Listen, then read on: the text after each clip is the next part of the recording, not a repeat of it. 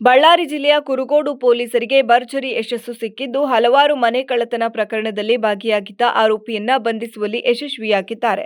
ಯಲ್ಲಾಪುರ ಗ್ರಾಮದಲ್ಲಿ ನಡೆದ ಕಳ್ಳತನ ಪ್ರಕರಣಕ್ಕೆ ಸಂಬಂಧಿಸಿದಂತೆ ನಾಗರಾಜ್ ಎಂಬುವವರು ಪೊಲೀಸ್ ಠಾಣೆಯಲ್ಲಿ ದೂರನ್ನ ದಾಖಲಿಸಿದ್ದು, ದೂರಿನ ಆಧಾರದ ಮೇಲೆ ತನಿಖೆ ಆರಂಭಿಸಿದ ಪೊಲೀಸರು ಆರೋಪಿಯ ಪತ್ತೆಗೆ ಬಲೆ ಬೀಸಿದ್ರು.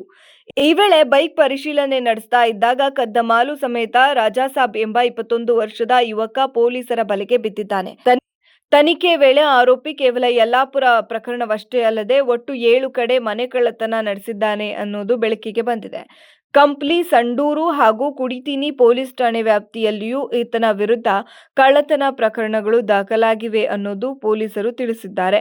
ಆರೋಪಿಯಿಂದ ಸುಮಾರು 20,50,000 ರೂಪಾಯಿ ಮೌಲ್ಯದ ಚಿನ್ನಾಭರಣಗಳು, 10,000 ರೂಪಾಯಿ ಮೌಲ್ಯದ ಬೆಳ್ಳಿ ವಸ್ತುಗಳನ್ನು ವಶಕ್ಕೆ ಪಡೆದಿದ್ದಾರೆ. ಜೊತೆಗೆ ಕೃತ್ಯಕ್ಕೆ ಬಳಸಿದ ಮೊಬೈಲ್ ಫೋನ್ ಹಾಗೂ ಬೈಕ್ ಅನ್ನು ಪೊಲೀಸರು ಜಪ್ತಿ ಮಾಡಿದ್ದಾರೆ.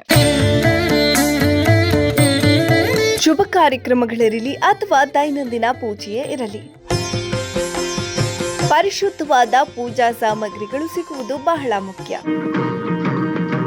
ಅಂತಹ ಪೂಜಾ ಸಾಮಗ್ರಿಗಳ ಭಂಡಾರವೇ ಶ್ರೀ ರಾಘವೇಂದ್ರ ಪೂಜಾ ಭಂಡಾರ. ಶ್ರೀ ರಾಘವೇಂದ್ರ ಪೂಜಾ ಭಂಡಾರ, ನಮ್ಮಲ್ಲಿ ಎಲ್ಲಾ ತರಹದ ಪೂಜಾ ಸಾಮಗ್ರಿಗಳು ಲಭ್ಯವಿದೆ.